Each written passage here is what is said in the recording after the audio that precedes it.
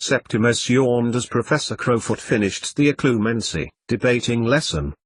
No one knew which it actually was, but Septimus had thought as the keen professor had kept the lesson going for 4.5 hours, slowing his speech and then quickening his pace when he got even more excited about prose, that the lesson should be called, "How to Make Sure No One Knows Actually What You're Talking About." He couldn't help it. Despite being mid-October with a bitter wind seemingly having caught the castle in its sweeping embrace, the classroom in which the students were being drowned with loving fervor was hot and humid, and the previous night's visit to his dad was only adding to his exhaustion. He yawned again, looking down and thinking of his visit to Julian that evening before glancing at the page beneath his pen, the majority of which had been filled with graffiti. "My wee lesson too boring for ye?" In his airy accent, almost as incomprehensible as the lesson, Struan Crowfoot tutted as the lesson neared its end, dropping a parcel of work in front of Septimus. He quickly curled the edge of the page over on itself to hide the silent reply to his teacher and looked away as Crowfoot loomed over, eyeing him doubtfully, or perhaps, if the occlumency had worked suspiciously. Stifling another yawn, Septimus gathered up the work that the wizard had dropped in front of him, thinking of what Julian would say when he brought him yet more work as he fought for a reply, but the professor had swept past to another desk muttering something as he dropped another parcel in front of another student. Septimus looked around as his teacher circulated around the still hot classroom, despite the coolness of the air from the corridor outside rushing in, wondering if any of his classmates, wizard or not, had understood any of it. By the looks on faces, nudges and shakings of heads, maybe not. It probably didn't matter. The keener the professor had been about the subject, even the non-wizard adjustments he'd made in the debating section, the broader his accent had become until it was as if he were talking in a foreign language. On top of that, the subject too, that his brain had simply switched off, and he'd tried not to think anything about the lesson at all. Ha! Perhaps the best defense to legilimency. The thought struck him as he hurried, laden with work for an EFS in next week, which, after listening to the conversations around him, Septimus had deduced that there was some sort of test for which the notes he'd written that lesson were almost entirely useless. Stepping out of the classroom, the coldness of the outer corridor enveloped his face and he smiled, not least because the lesson was over, but also because, he realized, he felt quite happy. He'd told Mum as much and, unlike in previous letters, Septimus realized he actually meant it this time. Maybe he'd got used to being at Hedgewood's, maybe just a good feeling about Dad, although there was no basis for it. Dad had just been there, asleep, unconscious, being treated with the Ilium-Sativum solution, maybe. Phew. Glad that's over. Behind him, Darren had caught him up, shaking his head and grinning too. "What are you up to?" "Going to see Julian," Septimus replied, waving the parchment that Professor Crowfoot had given to him. "Oh," nodded Darren, "only I was wondering if you'd wanted to come for a fly. The pitch is free tonight." "No, sorry. Not before tea, anyway." He held up the work for his friend. Darren nodded, his usual impassive face clouding a little. Darren was as serious as anyone could be about Quidditch, and he took every opportunity to practice. He hadn't seen Julian since for 2 days though, and it was unfair of him to leave him visitorless again. "It's okay. Will you come tomorrow? I'd rather like someone to fly with me, and practice." "I'll come." Septimus nodded, glancing past Darren and realizing Rufus Lestrange had joined them without making a sound. A great talent, Julian had once wryly observed. It was as if he'd just been dropped next to them out of thin air, no noise whatsoever betraying his passage. "Me too," added Septimus, and Darren smiled. It was funny how Darren had become friends with them both following his defense of Julian to Blue-Wit and subsequently meeting his challenge. The boy fitted in, as did Rufus Lestrange, who, as they walked along the corridor, caught them up, silently tagging along with wherever it was they were going. But there were limits. Rufus's almost complete inability to see that he was useless at flying whatsoever being one of them. While he felt sorry for Rufus and his complete lack of any social skills whatsoever, Septimus felt worse for Julian, however, stuck in a hospital bed, though the ward had been getting a little emptier, partly from recoveries, partly because of some students going home. A few of the non-wizards had at any rate. Julian had been keeping a forensic eye on the proceedings and coming up with several conspiracy theories as to their disappearance. Septimus knew it was probably because his friend was bored and had felt rather bad that he'd felt too tired the day before after visiting Dad. He also hoped Darren wouldn't mention about the next day's planned flying. His broom hadn't quite recovered from shock since the last time he borrowed it. "Off to see Julian," Septimus explained. "You coming?" Darren nodded and, after a brief pause, so did Rufus. "So what work do you reckon old Crowfoot has for him?" Darren asked Septimus as they walked along the ever-filling corridor towards the courtyard. "I wonder, if we read it, perhaps we can understand it before our test." "Test? What test?" Rufus frowned as they walked together over the damp flagstones. "The one that Crowfoot said we'd have next lesson." "No." There was a pause, as if Rufus was running through something in his head. "No," he said, sounding definite. "He didn't say anything about a test. He said not to worry about much and that we'll understand it next week." "He did?" Septimus sounded doubtful. "Sure," said Rufus. "And you understand him?" asked Darren, incredulously.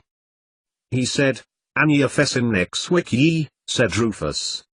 "He said not to worry. I just asked him, 'cause that's what I thought too. He said we weren't to fuss." "Well, that's okay then," said Darren. "We can play exploding snap with him then." "Or bottom trumps," agreed Septimus, "or dash." "The pines," Rufus said, chopping in with something completely unrelated and adopting the faraway air of a person on a different plane of existence, albeit temporarily. The friends had begun to get used to Rufus now.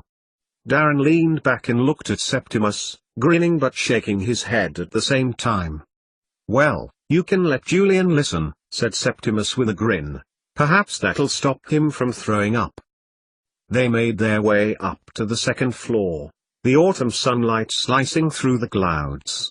As they turned the corner they almost bumped into a group of girls, Ro Robinson, Gertrude Goldsmith, and Arella Blewett. When they saw the boys they turned to one another, scuttling away giggling. "What was that about?" asked Darren, frowning after them.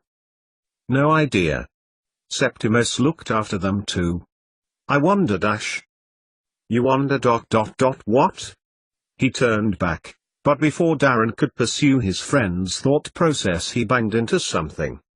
Septimus jerked his head round. Blewett. The older boy was blocking their path. Darren's tone had changed to angry indignation from absent curiosity. "Don't!" screamed Septimus, albeit silently. "You mustn't stand up to him." He looked at the face of his friend. Darren too knew to restrain himself, and he was doing it, but only just. "Don't want to make it public, eh, Darren?" The older student craned his neck down to first-year height. Darren, to his credit, said nothing, but didn't move.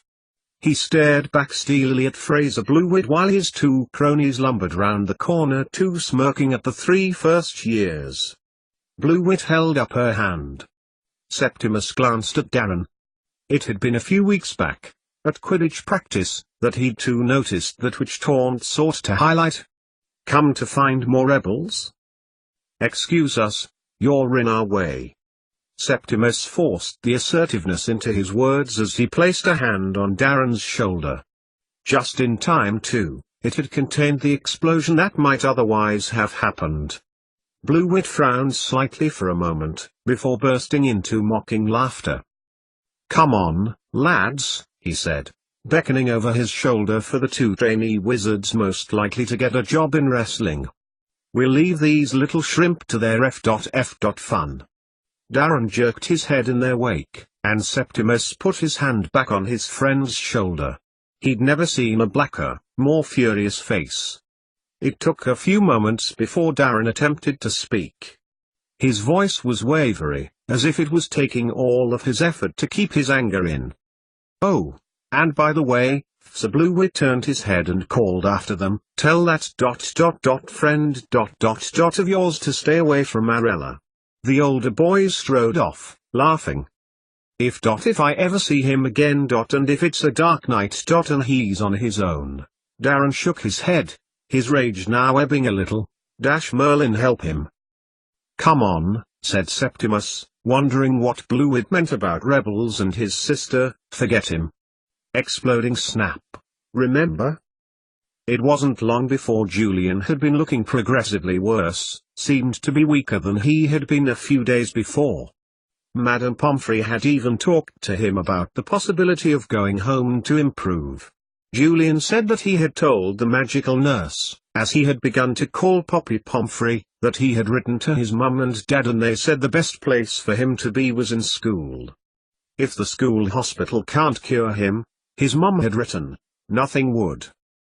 Septimus had been taken aback with bluntness of his parents, but it was from his mother that Julian had inherited his pragmatic nature and dry sense of humor. Nevertheless, for his friend to share the fact he had written home with them meant that he was worried. "Brought you something," Septimus said, changing the subject. They found a few chairs in the now half-empty hospital wing, one for each of them, and had arranged them around Julian's bed ready to play cards for sweets. As Darren shuffled the cards, they sparked. Septimus unfolded the work bundle from their last lesson and gave Julian back his biology homework about DNA and hereditary. A B+. Julian craned his neck to decipher the grade. "Well, looks like Professor Huggy Bear liked some of it." "What did you get, Darren?" Julian nudged him, chuckled, then coughed hard. Darren looked down at what their teacher, John Huxley Baird, had scrawled on his. Septimus smiled, feeling a tinge of angst. He missed his friend in their lessons. He'd been there with Septimus at their tiny school near Penrith, when Septimus had not spoken to anyone for the first week. Julian had shown him his rock collection. Septimus had opened up to Julian about his estranged family. Strange family, more like, Julian has said. It had made Septimus laugh, and that was that. B+ as well. It turned out that both Septimus and Rufus, after a bit of questioning, had also achieved the same grade, and it had prompted Darren to wonder if the teacher had in fact bothered to read them. "I put in about us being related," said Rufus. "Us?" Darren furrowed his brow. "Oh yes, of course. Your mum is Dad's cousin." Darren, the younger brother of Dudley Black, was far more talented on the Quidditch pitch, judging by the fact that the latter had only once turned up for a trial in his 4th year. Darren had been uncharacteristically chatty one evening shortly after the Quidditch neo wound up, like a punch-up, but wizard style. But, Darren had described, had never been good enough for the Gryffindor team. Nevertheless, Dudley was ploughing the fields of PP commerce, and Darren clearly looked up to him, following as Dudley was in Regulus's business-hungry footsteps. Sirius, it turned out, with philanthropic leanings, had succumbed, more or less, to what he deserved. At least in Grandfather Phineas Black's opinion. Septimus had since found out that Darren's uncle Sirius called his dad Moony, because that's what he did on last day of school from the top of the astronomy, trousers missing presumed on a Quidditch flagpole. He'd never told Septimus that he stuttered though, nor had shown any signs of it. "Yes. I thought it was mean of Fraser Bluewit to make fun of you." Septimus looked at Rufus, dragging his mind away from his internal tangential train of thought.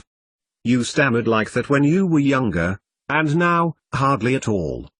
He was about to say something to Rufus about perhaps not needing to mention it now when Julian shuffled up the bed, and said, "Really?" "Oh yes. He only spoke properly when he was 7, Rufus continued, blithely. "But he could play all positions in Quidditch by then, 2. Septimus looked at Daron, whose face had begun to blacken, but then it lightened, and he shrugged. Rufus never meant anything maliciously and Septimus was getting used to it. We met Fraser Blewett and his lot as we came. Septimus filled in the gap for Julian. Makes sense. Perhaps he was looking for his sister. Arella? Septimus frowned. He'd seen her go off with her friends before her brother had turned up. But then, what was it that Fraser Blewett had said about keeping their friend away from his sister? Yes. Kept hanging around by me and Bones McCoy. Julian waved a clammy, thin arm towards the hospital's life-sized model skeleton. Bit weird, actually. She is, agreed Daron, shuffling a chair nearer to Julian's bed. You got the cards then? He added, lowering his voice. Madame Pomfrey strictly forbade games in the hospital, too many opportunities to get overexcited, she'd said. He carefully extracted both exploding snap and bottom trumps from between his pair of pillows and handed them to Daron. Changing the subject, thanks for this, he said, gesturing to the book, Magical Plants. Most interesting. Did you know that there's a type of lichen that completely disappears when some spells are cast and they take the spell and it can move? No, I didn't know that. But it does sound interesting, nodded Septimus as Daron shuffled the bottom trumps cards. When we get back to Helvellyn, we can try it. You can, said Julian, dully, looking sadly at Septimus for a moment. I can't do magic, not properly. You won't get me believing that just because I go to a magical school and suddenly I can do magic, not like some of these dolts here do. He gestured around the room at his companions as Daron dealt out the cards onto the bed into 4 neat piles. You can, though, Septimus. You can't though, Daron reminded him. You can't do magic outside school. Septimus nodded.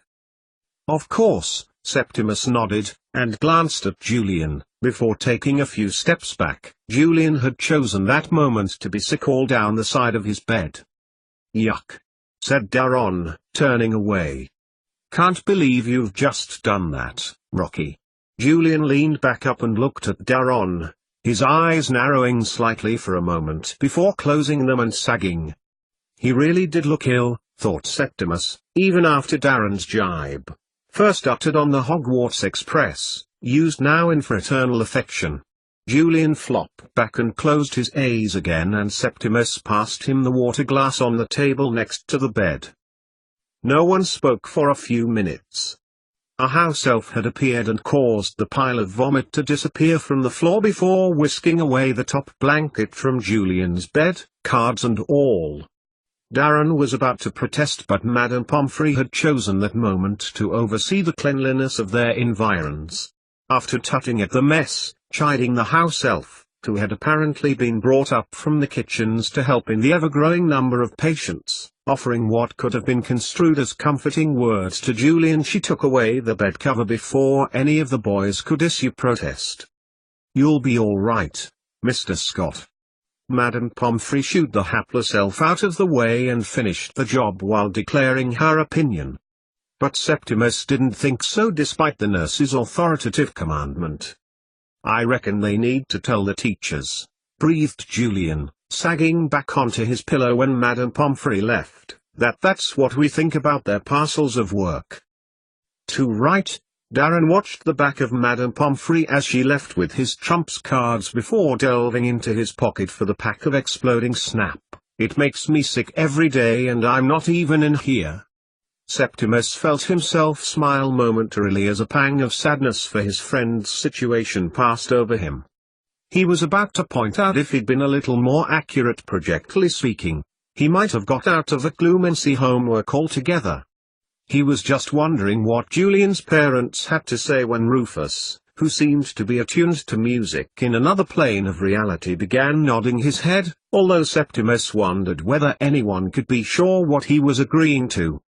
So, what's new in Hedgewoods then? Asked Julian, watching as Daron started their game. What's your Uncle K brought to the place this week?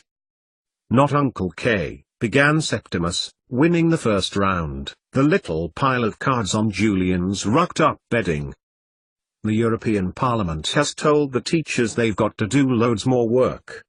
It's all over the PP, Rufus continued seamlessly, and unnervingly, fishing out his portable pensieve from his pocket and calling up the news page of Daily Prophet before passing it to Julian as Darren redealt the cards. Julian glanced at the brilliant light, nodded, before flopping his hand towards his friend, returning it. "'S right though. You thought they might have not been bothered about work if they have to work with teachers at other schools." He looked at Julian's pucely decorated homework, but no. "Also, more people in here," Septimus continued, "and less in class. Not good, really. The teachers really notice you when the classroom's half empty. And then there's those going round with the C's on their arms," added Rufus, nodding as was his way, to non-existent music, but only in biro, and swearing the M-word to the non-wizards. The world stopped.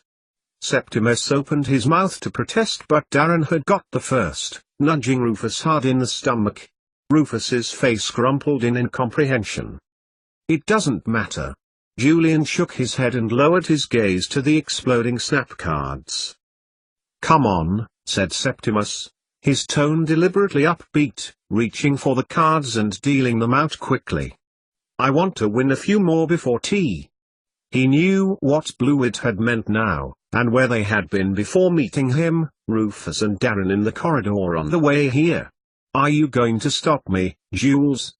Taking his own pile, Julian gave him a "You bet I am" look, and as the friends continued their game and Septimus could see his friend's mood lift as little puffs as piles of cards continued to blast sparks when they got pairs, won some, lost some, before Madame Pomfrey shooed them away. "Go," she ordered, having been alerted to the forbidden cards being brought into her hospital by the proportional amounts of mirth they were extracting from 4 11-year-olds. "Half an hour," she instructed, pocketing the cards amid protests. "Your friend needs rest, Lord knows they all do," Madame Pomfrey added as she swept them towards the door. "You can wait here, since it's too early for tea." "Madame Pomfrey." Septimus endeavored to peer past her through the now closing infirmary door. "Julian ... he said his mum knows how bad he is, and she wants him to stay here. He seems really poorly." "He's in the best place," nodded the nurse. "If we can't cure him, no one can, not even St. Mungo's," she added. "But we will," Madame Pomfrey reassured Septimus warmly, her hand on his arm before bustling back through the door.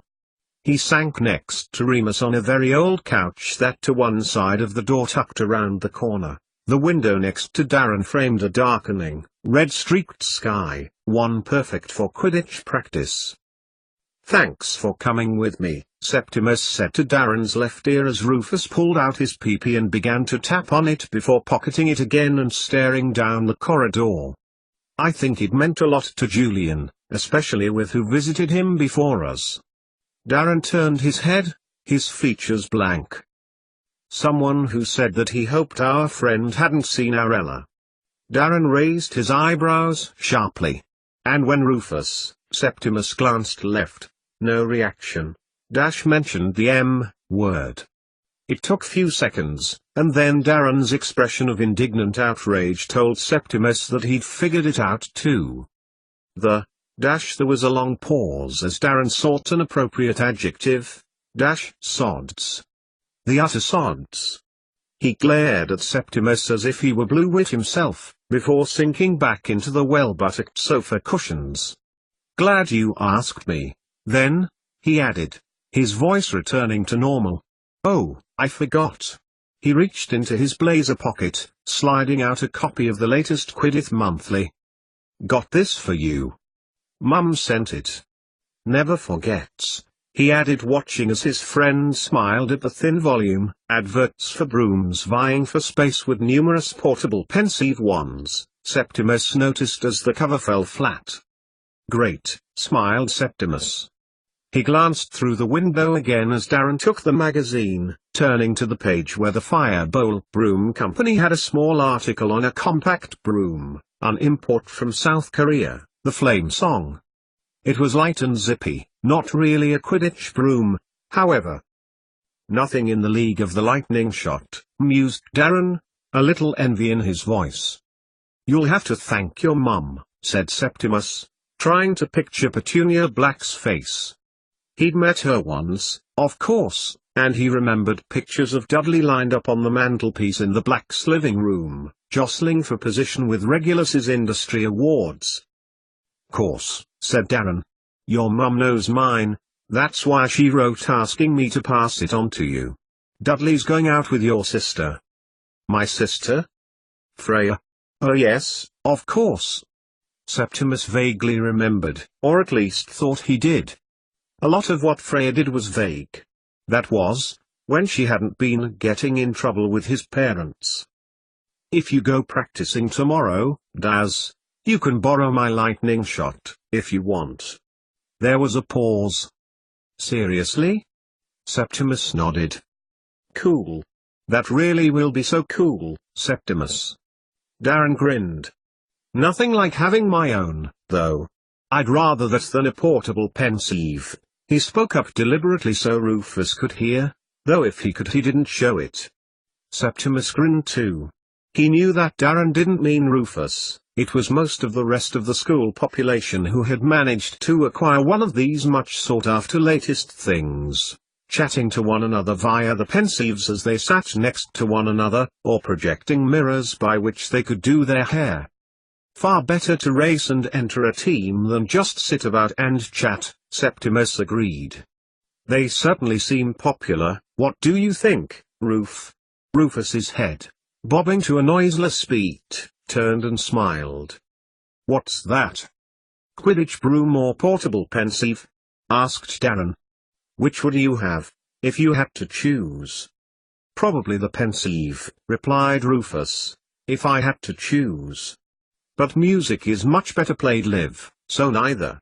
And he went back to nodding his head as the other two boys' gaze trailed back to the sunset and the conversation waned to silence.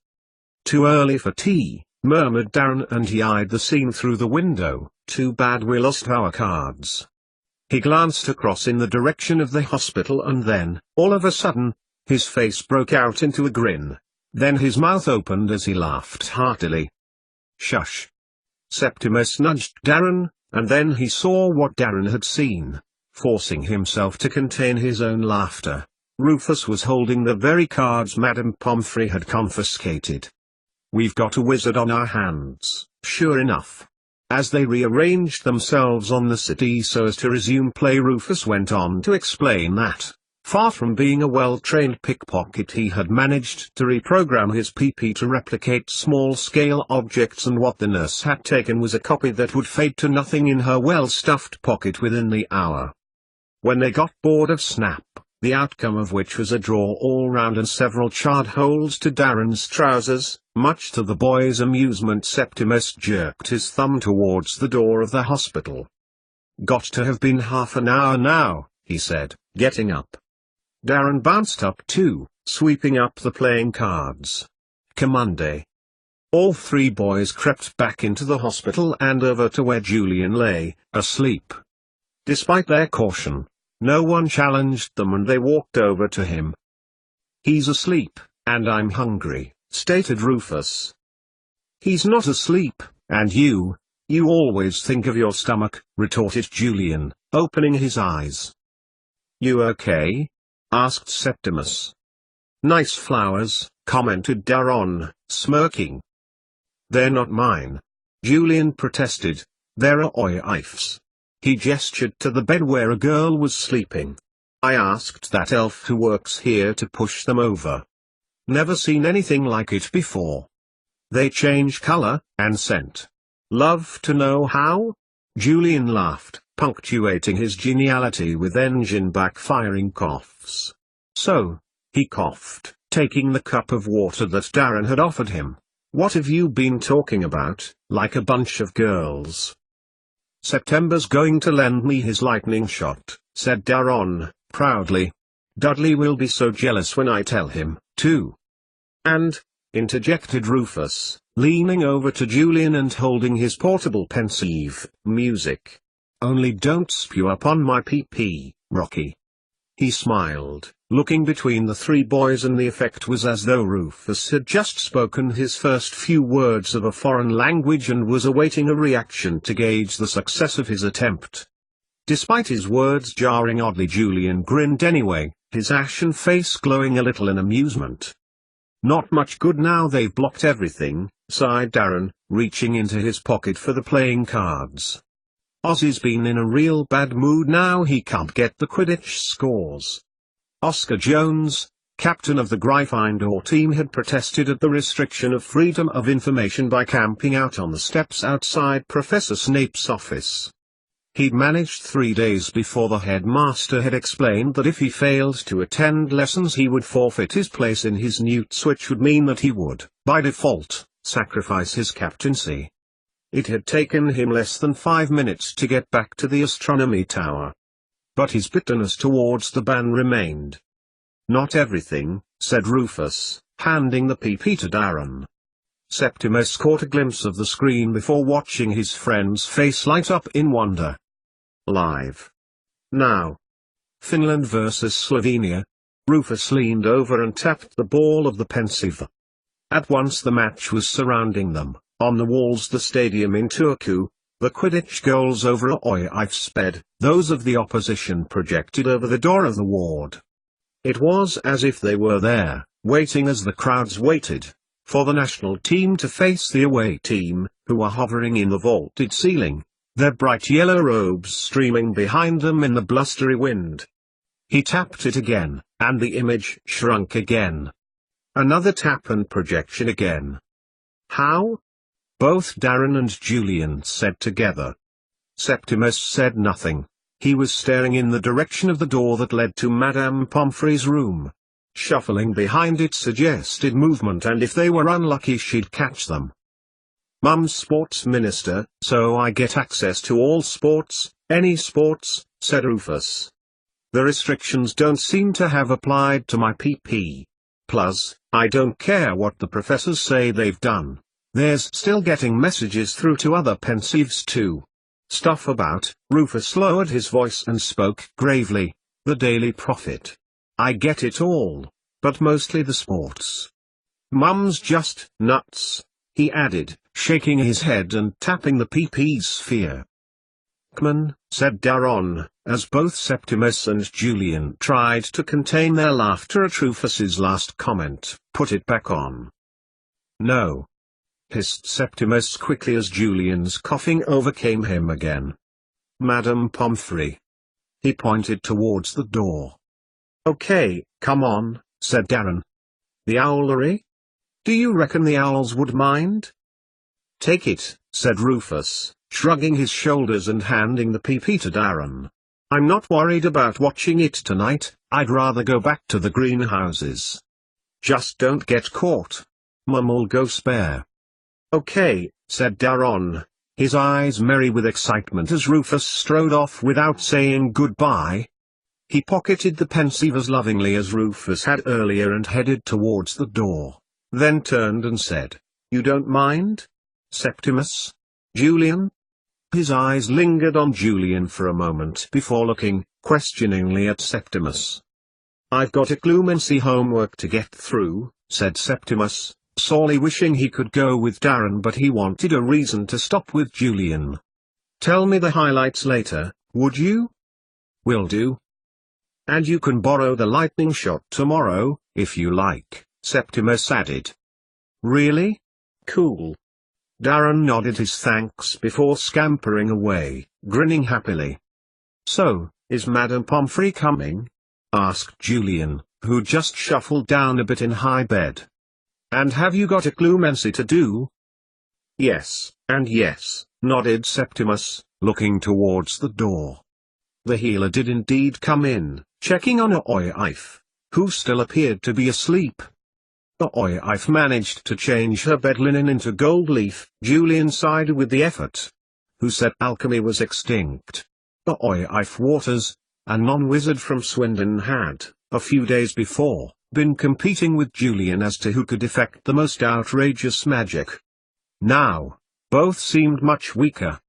Surely it wasn't just him, Septimus, who was worried about Julian. Surely there were other people worried about other non-wizards, or the situation as a whole? "Here," said Septimus, tossing a newspaper onto Julian's distinctly not gold bed covers. "I got this for you. It's yesterday's, but the column Muldoon was going to throw it out." "Thanks, just what I always wanted," said Julian. "A soggy newspaper." Septimus waited, and then Julian, looking harder, added, "A herbology catalogue." He grinned at Septimus. "That is what I always wanted. There's some cool stuff in here." Dangerous things, thought Septimus, happy that his friend was happy. He glanced at chip paper wrapping, the Daily Prophet, #1 enemy of any teacher in the school, PP speaking. Strangely, having a print copy was somehow all right.